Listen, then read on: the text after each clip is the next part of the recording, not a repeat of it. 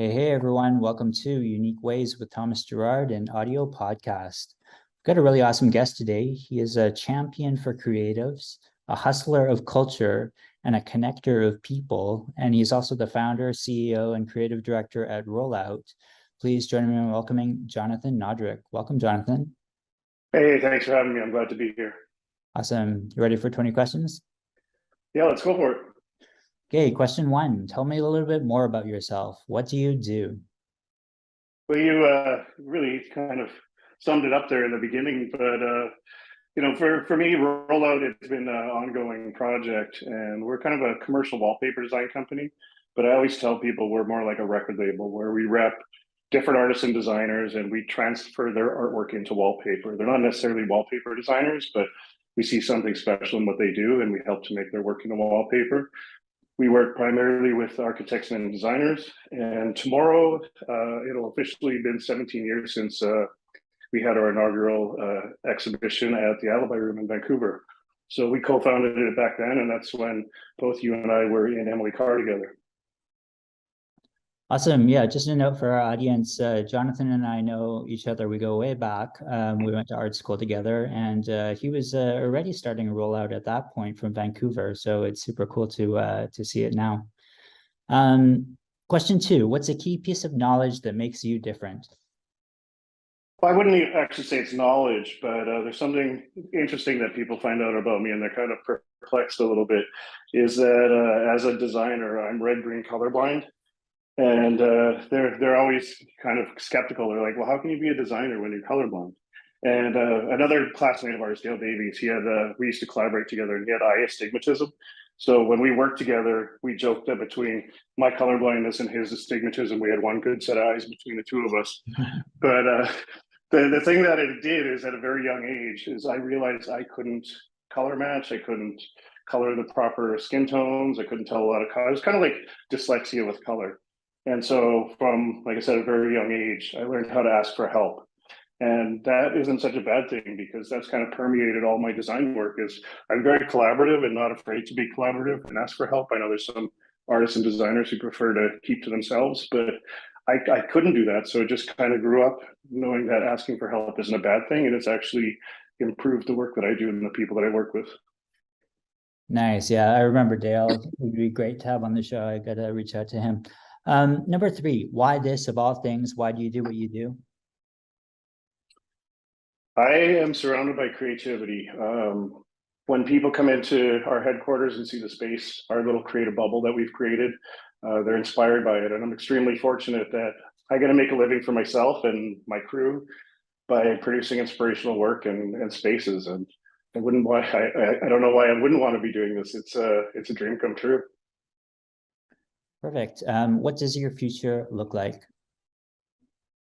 Well, our present is currently trying to construct the future, which is a blend of physical and virtual worlds, Right. to try to make wallpaper larger than life. Part of the trouble that we have with creating innovative and bold work is, especially we're dealing with architects and designers, but they have clients of their own, which may or may not be able to visualize a lot of really insane type of things that we're trying to push. So being able to try to create ways to visualize these ideas, we're seeing really that using virtual space is able to create construct these ideas so people can understand them better, which helps to get them to buy into it. And so, yeah, blending physical and virtual worlds is what we're doing today to try to make tomorrow. Nice. Yeah. This is kind of taking me back a lot. I feel like I remember Rollout kind of taking over a hotel and doing the wallpaper different in different rooms or something like that. That must have been really early on with you guys, right? Yeah, it was always just kind of like an art project, a random prototyping all the time. And it wasn't, we were doing this before a lot of other companies were. And so it didn't take very long to start getting calls from some big companies. And, we realized that the more we could prototype and innovate, the more we would learn from it. But also too, we saw that we were deficient in our business background, and that we had to quickly learn what pre-tax profit and things like that, which was it's a fun secondary part of the ride. You know, the creativity is one thing, but the business is just as creative and just as fun. Great. Okay. Number 5, I like to say is unique to this podcast. The question is, let's talk about location. How does the notion of place play into what you do? Well, we make places. You know, we make innovative spaces. So that's at the core of what we are. So we collaborate both with artists and designers alike. So the artists who we represent, we collaborate with them. The designers we're working with, we collaborate with them. And so really, it's this like push and pull of creative ideas. And it's interesting to see how one kind of concept or idea or piece of artwork can evolve and translate into somebody's space. And we're there to, you know, help make them successful and to help curate and to help lift them up as best as we can. I grew up the son of two therapist parents. My dad was a psychologist and an organizational psychologist. So at a young age, I started to understand kind of psychology of space and how to encourage behaviors and experience and how to create memories through space. So, you know, I always say that for us, you know, kind of delivering the wallpaper and installing it, it kind of feels like the end of the road, but that's really the beginning of the project. That's when you set up the space and you get people in there, and you can never really plan for how people interpret a space or what you put things in place to make it what you want, but people are going to take it over and co-opt it and turn it into what they want. And so it's always interesting to see how one kernel of an idea can evolve into somebody else's vision, into other people's experiences. Great. Yeah, we recently had a C-suite designer on the show named Rogier, who is a lighting designer and basically said the same thing about creating places in a way that you do, except very differently. Number 6, if you had to start from the beginning, what advice would you give your former, younger self?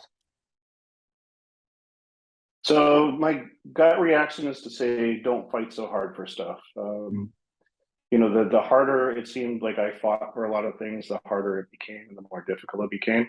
And sometimes when you just walk away and you let things go, then, you know, funnily enough, some of these things work out and some of them don't. But, you know, it's you can't fight every fight, right? But you know, on the flip side of that, if I didn't push as hard as I did as a younger self, then I wouldn't be where I am today. And I'm you know, completely this, you know, looking back, there's, you know, I might have done a few things different here and there, but I'm super happy with where I'm at right now.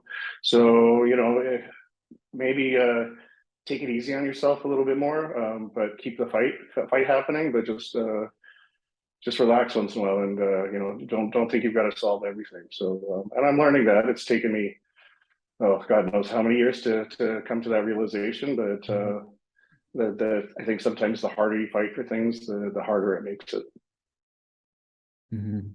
Number 7, what's your day in the life like? That one, there's I'm not very good at being disciplined and having a routine. And neither is the world at what it throws at me in the morning. So you know, I would say no day is the same. Everything is different. And as a person, either I'm obsessed with things or I'm completely not interested with them. So when I get into a day of something and I can dive deep into it, you know, I get obsessed and just you know, learn everything from top to bottom and inside and out, or I'm not interested. And I think that kind of also translates into kind of the pendulum of my workflow. Is some days I do everything and then the next day I'll do nothing. And I don't know if that's a healthy way to do things, but it just seems like, you know, when times require me to be there 1,000%, I am. But on the flip side, then you know, there are times when I just need to get away and do nothing. So that's, yeah, I don't know if that answers your question. Every day is different, but it's always an adventure. Great. Number 8, lifelong learning is a popular topic these days. How do you stay up to date? It's interesting this question came up. I'm currently involved in a program that I found online called it's through the Future London Academy, and it's a design leadership program that's run out of the UK in London. And so it's a year-long program, and you go to London for 2 weeks, and it's an intensive course with 30 other design leaders from around the world Mm. who they're all from different disciplines. Some of them are more creative and some of them are more practical, but it's a great way to get a cross section of people's views from around the world. You have day-long teachings from different, top people from Apple come and teach us, and top people from all these other different companies come in and they teach you different aspects of business and design. And there's a lot of social interaction with that as well. So you do that for 2 weeks, then you come back home for 3 months, go back to London for 2 weeks. So you do that 5 times, and then there's a week also where we go to Silicon Valley and we get a bunch of tours, I guess, of some of the top companies there. So it's one of those things where I just saw it come up, and it's kind of, when the student is ready, the teacher appears, and I was like, I'm going to go for this. And to be chosen 1 out of 30 people to be in this course, it's a second cohort that they've done. It's right up my alley. It's to learn from these people and how they've achieved what they've done and where they're at. It's humbling and inspiring, and keeps me on my toes and keeps me learning. And I'm curious all the time. And when I walk to work, it takes me twice as long just because I'll stare at things on the ground and take photographs of things and ponder what's going on. So to be able to be curious on a global scale, it's really recharging my gas tank. Very cool. Number 9, what tools do you use? How much of it is digital? How much of it is analog? Well, I've got, I don't know how many different computers and how many different password keepers and nothing is in sync in my world. It seems like you try to get rid of redundancy and make things streamlined, and you end up just having 4 or 5 different platforms and nothing talks to each other. But what I really enjoy with my tools is I have a pair of 25-year-old turntables from back when I owned a nightclub when I was a kid and used to throw warehouse parties. So that's my getaway. I've got a huge collection of music, and music is huge for us. I don't know if you remember, but back in Emily Carr, I was always trying to organize events. There was a trip where I got a bus for all of our students for our graduating class to go down to Seattle to see the disco exhibit at the Experience Music Project. So the tools that I use, I'm not necessarily driving a mouse anymore and designing things, which I used to really enjoy. But I heard one time a long time ago somebody said either you're the artist and you're the best artist you can be, or you're there to help support artists and make them the best they can be. And I know my art is very specific to, I'm my biggest artist fan, but there's not a lot of other people who really dig what I make. But I really dig a lot of the stuff that our artists and designers make. So I made the decision that I'm here to help them be the best they can be. So my tools are support and a pair of turntables where I play music once in a while. Very cool. Halfway, number 10, how do you deal with work-life balance? What do you mean? Um, I'm just kidding. Like work life, when you're a business owner, I don't know. Work life balance is the thing. It's work permeates everything I do. I try at home. Occasionally, I'll tear down all my artwork and have blank walls, so I don't have to look at anything. I like to, when I'm walking to work, put my phone away and not answer it, just so I can experience the city that I'm in. But really, you find things walking down the path on the way to work that remind you of a project you're working on, or it's hard to shut it off. It's especially being a business owner, that work and life are synonymous, or they're together as one. Number 11, if you weren't doing what you do now, what would you be doing? I kind of feel like I'm unhirable. I think, I worked for myself for so long that I'm not really kind of like a 9 to 5 kind of person.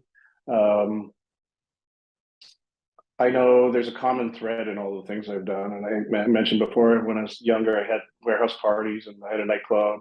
I've done various different catering type things, but there's a common thread in what I do is music, community, and food. And so anything I do, it's kind of the same recipe, just with new ingredients. So whatever I was going to do or am doing or have done, it's always involving those things. And the next thing I do will have those same ingredients. But, I always dreamed of having kind of maybe a boutique hotel where I could design all the stuff in it and have a restaurant in it. We've got I call it a micro restaurant in our new studio, our new headquarters, where there's no kitchen here, but we totally outfitted it with like everything we need to have a commercial kitchen, just so we can have events and have food that brings people together and music and community. Awesome. Number 12, what would you not like to do in terms of your career? I never, ever, ever want to miss paying payroll. That's happened a couple times in my life where just money was late coming in, and starting out a business, you're bootstrapping everything, and missing payroll is probably one of the worst feelings as a business owner. There are people who have sacrificed for me on a daily basis, and to not be able to be there for them and be dependable, it's a terrible feeling, and it's my goal to never have that happen again. 13, what's your favorite word, quote, or sentence? Let's go. Sorry, one more time? Let's go. Let's go. Nice. Do you have a least favorite word, quote, or sentence? Yeah, my least favorite word is no. I don't like people telling me no. If you had to pick one word to describe yourself, what would you choose? Well, I'm gonna just split this question a little bit. I'm gonna pick 3 words. So that program that I'm part of, they did an exercise where they had all these basically playing cards, but they had different graphics on it. And so you picked graphics that you were drawn to. And on the flip side was a word that the graphic related to. Okay. So I picked 3 cards, and one was appreciative, the other one was rigorous, and the third one was cooperative. And that really, kind of encapsulates, I think, my ethos and who I am and what I'm about. The thing that's interesting though is the people in my group, they thought rigorous was a negative word. But for me, it just means like being like extremely thorough and like, exhaustive. You just you do things from beginning to end and inside and out. So yeah, appreciative, rigorous, and cooperative. That's me. 16, what keeps you up at night? Lack of routine. I'm not very good at having routine, and I find that I'm much better when I do have one. But it's just, life drags you in so many different directions that it's really hard to be that disciplined. Do you have a dream you're chasing?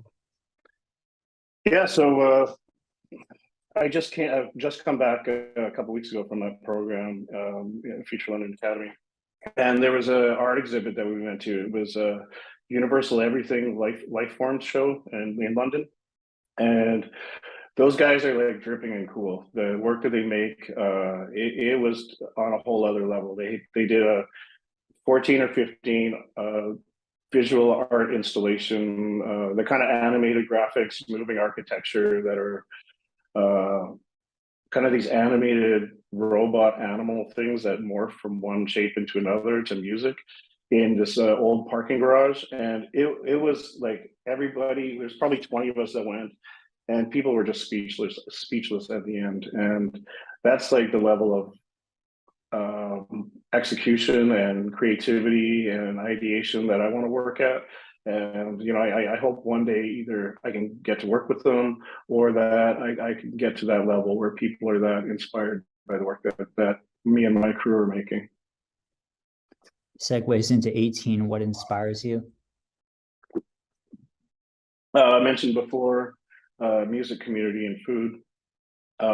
What I tell people is we get a lot of people who email us about the work that we're doing, and I always use the percentages. Like 80% of it is them trying to kind of push their work on us and not understanding what we're about. 10% of the people who contact us, their work is cool, it's solid. But the final 10%, they're the ones that I'm just like, holy crap, man, this stuff is amazing. Like, I'm like, everybody come over here and take a look at this. What I got here is like really, really cool. So, the top 10%, that's what inspires me. And yeah, and like I said, music, community, and food. There's some like synergy between that. It's kind of like your family away from your family. Great. Final stretch, number 19. Any advice you'd like to share? I got two pieces. One is from a senior accountant that I talked to one time, and he said, are any of your clients complaining about how much you charge for your product or service?" And I said, "No." And he's like, "Well, you're not charging enough then." He's like, "There should be some people who are complaining about how much you're charging to know that you're getting what you deserve." And that makes sense. You know, if everybody's happy with it, you can dial it up 10% and see. And if nobody complains, dial it up another 10%. And you know, there should be a couple people who think that you're a little bit out of their price range, and so it's not a bad thing. It's a good thing to know you're in the right spot. And I had a really good friend a long time ago that said, "You got to innovate faster than they can imitate." And especially in the creative industry with what we do, there are a lot of people who are biters out there. They're trying to imitate all across the board. So we just got to keep running faster and keep making cooler stuff that they can wrap their heads around and try to replicate. Great. And 20. How can our listeners keep tabs on you? How do we follow you? What should we check out? So you can go to rollout.ca, and that's rollout like the Ludacris song. We have at Rollout and at John Rollout, JONROLLOUT, are my Instagram handles. Those are probably the best ways to reach me. You can get a hold of me through there. Give me a call, give me an email, whatever you want. But if you're creative and you like to push the needle forward and you got some good ideas, I'd like to hear from you. Awesome. Well, thank you so much for being on the show. Super exciting to reconnect with you after all these years, and connecting Vancouver and Toronto in this way is something we can only do because of Zoom. So yeah, super happy to have this chat. I really appreciate it, and thanks for listening, everybody. Thanks so much.